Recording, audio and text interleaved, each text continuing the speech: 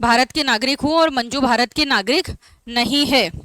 और वो सारे आर्टिकल जो सिर्फ सिटीजन्स को ही प्रोटेक्ट करते हैं, जो सिर्फ सिटीजन्स को ही अवेलेबल हैं, लेकिन नॉन सिटीजन्स को नहीं, जैसे कि आर्टिकल 19 की हमने बात करी थी। तो अब क्या है, ये सिटीजन नॉन सिटीजन्स के प्रोटेक्शन के लिए सिमिलर तौर पे काम करेगा। कोई प्री कॉन्स्टिट्यूशनल लॉ है, कोई ऐसा कानून जो संविधान आने से पूर्व बना है, वो आर्टिकल 19 का वायलेशन करता है, आर्टिकल 19 का वायलेशन करता है, तो सिटीजन्स के ऊपर वो एप्लीकेबल नहीं है, आच्छादित हो जाएगा इक्लिप्स के लिए। लेकिन क्या वही सेम चीज़ नॉन सिटीजन्स के मामले में भी अप्लाई होगी?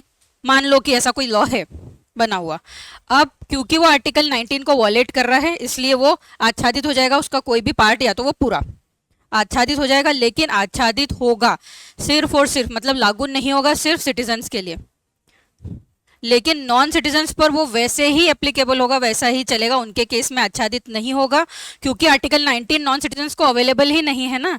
मतलब स्पीच एंड एक्सप्रेशन, मैं कुछ भी बोल सकती हूँ क्योंकि मैं भारत की नागरिक हूँ, मुझे आर्टिकल 19 प्रोटेक्ट करता है, मुझे दिया है। लेकिन मंजू अगर फॉरेनर है तो उसको वो राइट नहीं है कि वो यहाँ भारत में आके कुछ भी बोले, उसको ये अधिकार नहीं है कि भारत में आके भारत की राजनीति के बारे में वो बात करे, समझे? तो वो जो पुराना लॉ था, ये एक्स लॉ है, वो मेरे लिए क्या हो गया, आच्छादित, मतलब मुझ पर लागू नहीं होगा क्योंकि वो मेरा हक छीन रहा है। लेकिन वो मंजू का हक नहीं छीन रहा है क्योंकि मंजू को प्रोटेक्ट ही नहीं कर रहा है आर्टिकल 19, तो वो मंजू के ऊपर तो वैसे ही एप्लीकेबल होगा जैसे पहले कॉन्स्टिट्यूशन आने से पहले वो एप्लीकेबल सबके ऊपर हुआ करता था।